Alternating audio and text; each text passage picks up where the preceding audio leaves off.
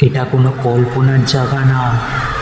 এখানে বলা হয় সেই সব ঘটনা যেগুলো মানুষ এখনো ব্যাখ্যা করতে পারেনি।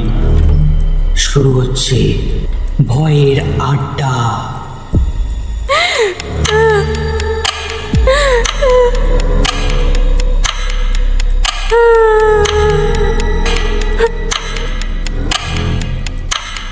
স্বাগতম ভয়ের আড্ডায়।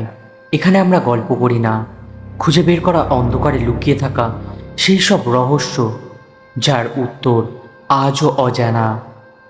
আজকের ঘটনাটি হয়তো আপনাদের রাতের ঘুম কেড়ে নিতে পারে, তাই আলোটা একটু কমিয়ে নিন আর প্রস্তুত হয়ে যান, কারণ শুরু হতে চলেছে আজকের ভয়ঙ্কর ঘটনা। তো চলো বেশি সময় না নষ্ট করে যাওয়া যাক আজকের ঘটনায়। আজ থেকে প্রায় ৪৫ বছর আগের ঘটনা।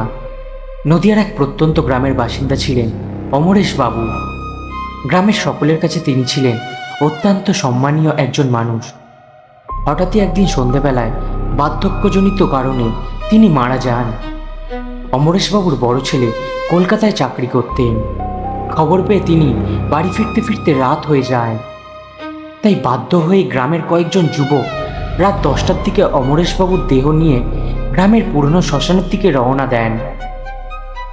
শ্মশানটি ছিল গ্রামের শেষ প্রান্তে, ঘন বাঁশঝাড় আর বিশাল একটা বটগাছের পাশে। জায়গাটি ছিল এমনিতেই খুব ভয়ঙ্কর। দিনের বেলাতেও গ্রামের মানুষ খুব একটা সেখানে যেত না। শ্মশানে পৌঁছে চিতা সাজানোর কাজ শুরু হলো, কিন্তু দেহটি চিতায় তোলার পর থেকেই একের পর এক অদ্ভুত ঘটনা ঘটতে শুরু করলো। প্রথমে হঠাৎ করে চারপাশে বাতাস একেবারে থেমে গেল। ঝিঝি পোকার শব্দ শোনা যাচ্ছিল। ঠিক তখনই দলের একজন যুবক সমীর কাপা গলায় বলল, তোরা কি কেউ কাদার শব্দ শুনতে পাচ্ছিস? সবাই চুপ করে কান পাতল। হ্যাঁ, সত্যি, দূরে কোথাও থেকে একজন মহিলার কান্নার শব্দ ভেসে আসছিল। কিন্তু আশ্চর্যের বিষয়, শব্দটা কখনো কাছ থেকে আসছে, আবার কখনো দূরে সরে যাচ্ছে। সবাই ভেবেছিল হয়তো পাশের গ্রামের কেউ, কিন্তু কিছুক্ষণ পর হঠাৎ সেই কান্না থেমে গেল। তারপর থেকেই শোনা গেল কারো ফিসফিসানির শব্দ। ঠিক শব্দটা শুনে এমন মনে হচ্ছিল কেউ যেন বলছিল, ফিরে যা। কথাটা শুনে সবাই একে অপরের দিকে তাকিয়ে রইল, কারণ শব্দটা যেন ঠিক তাদের কানের পাশ থেকেই আসছিল। তবুও সাহস করে মুখাগ্নি করা হলো, কিন্তু আশ্চর্যজনকভাবে চিতার আগুন বারবার নিভে যেতে লাগলো। ঠিক তখনই দলের একজন টর্চের আলো ফেলতেই দেখতে পেল দূরে বটগাছের নিচে সাদা কাপড় পরা কেউ একজন দাঁড়িয়ে আছে। লোকটার মুখ ঠিক স্পষ্ট দেখা যাচ্ছে না। আলো ফেলতেই সে ধীরে ধীরে গাছের আড়ালে মিলিয়ে গেল।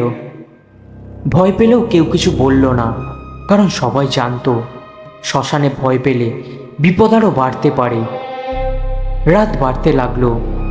হঠাৎ সবাই খেয়াল করলো তাদের সঙ্গে আসা রতন কোথাও নেই। কয়েক সেকেন্ড আগেও সে সবার পাশেই বসেছিল। সবাই টর্চ নিয়ে তাকে খুঁজতে বের হলো। অনেক খোঁজাখুঁজির পর দেখা গেল রতন বটগাছের নিচে দাঁড়িয়ে আছে, কিন্তু সে একদম স্থির, চোখ দুটো বড় বড় করে সামনের দিকে তাকিয়ে আছে। তাকে ডাকতেই সে আস্তে আস্তে ঘুরে দাঁড়ালো। তারপর আস্তে আস্তে বলল, ওরা আমাকে যেতে বলেছে।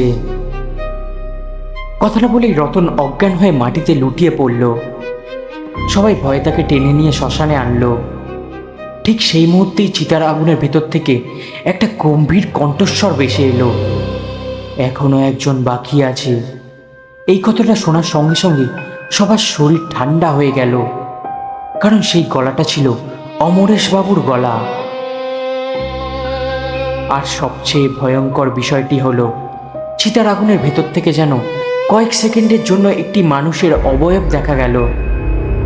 আর তারপরে হঠাৎ চারপাশে প্রবল ঝড় শুরু হতে লাগলো। সবাই ভয়ে নাম জপ করতে লাগলো। প্রায় আধ ঘন্টা পর ঝড় থেমে যায়, আর ঠিক তখনই পূর্ব আকাশে ভোরের আলো ফুটতে শুরু করে। ভোর হওয়ার সঙ্গে সঙ্গেই সবকিছু স্বাভাবিক হয়ে যায়। চিতাও সম্পূর্ণভাবে দাহ হয়ে যায়।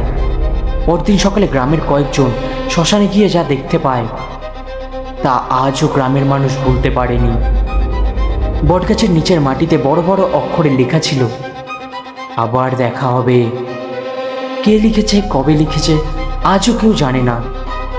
তারপর থেকেই গ্রামের মানুষ আজও গভীর রাতে ওই শ্মশানের পাশ দিয়ে যেতে ভয় পায়। তো বন্ধুরা, এই ছিল আজকের ঘটনা। ঘটনাটি যদি আপনাদের ভালো লেগে থাকে তাহলে ভিডিওতে একটি লাইক করতে ভুলবেন না। আর এমন আরও অজানা ও শিহরণ জাগানো ঘটনার জন্য চ্যানেলটিকে সাবস্ক্রাইব করতে ভুলবেন না। সবাই ভালো থাকুন আর মনে রাখবেন, কিছু রহস্যের উত্তর খুঁজতে যাওয়া সবচেয়ে বড় ভুল। সবাই ভালো থাকবে, সুস্থ থাকবে। আবার দেখা হবে পরবর্তী এপিসোডে। শুভরাত্রি।